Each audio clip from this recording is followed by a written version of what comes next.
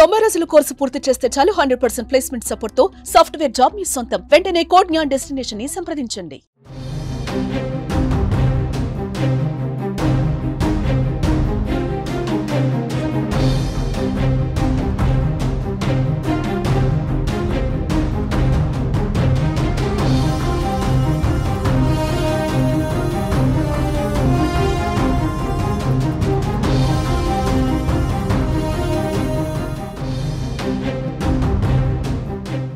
తెలంగాణలో ఎప్పటి నుంచో ఎదురు చూస్తున్న రేషన్ కార్డులపై ప్రభుత్వం అప్డేట్ ఇచ్చింది.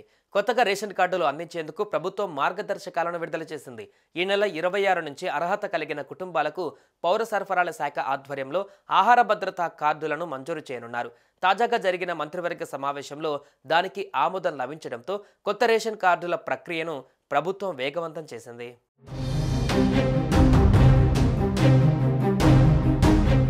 ఈ నెల 26 నుంచి పౌర సరఫరాల శాఖ రేషన్ కార్డులు జారీ కానున్నాయి.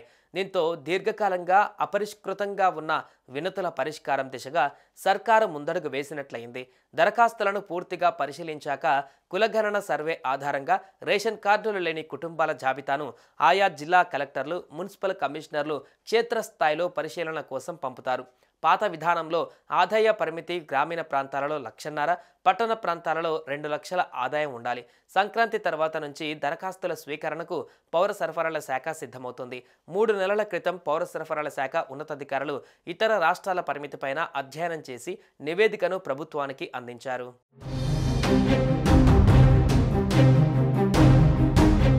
ఇక మండల స్థాయిలో ఎంపీడీఓ, యూఎల్బీలో మున్సిపల్ కమిషనర్ ఈ మొత్తం ప్రక్రియకు బాధ్యులుగా వ్యవహరిస్తారు.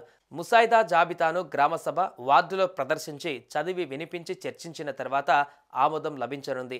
ఆహార భద్రతా కార్డులలో సభ్యుల చేర్పులు, మార్పులు జరగనున్నాయి.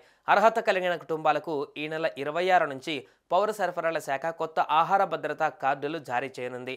రాష్ట్రంలో ఇప్పటికే 89.99 లక్షల రేషన్ కార్డులు ఉన్నాయి. ఇందులో మొత్తం 2.81 కోట్ల మంది లబ్ధిదారులుగా ఉండగా ఇప్పటికే ఉన్న కార్డుల్లో కుటుంబ సభ్యుల పేర్లు చేర్చేందుకు వచ్చిన దరఖాస్తులలో ప్రతిపాదిత లబ్ధిదారుల సంఖ్య 24 లక్షలుగా ఉంది. రాష్ట్ర ప్రభుత్వం గత జనవరిలో నిర్వహించిన ప్రజాపాలనలో కొత్త రేషన్ కార్డుల దరఖాస్తులు దాదాపు 10 లక్షలకు పైగా వచ్చాయి. ఇంకా పెరగవచ్చని అధికారులు భావిస్తున్నారు.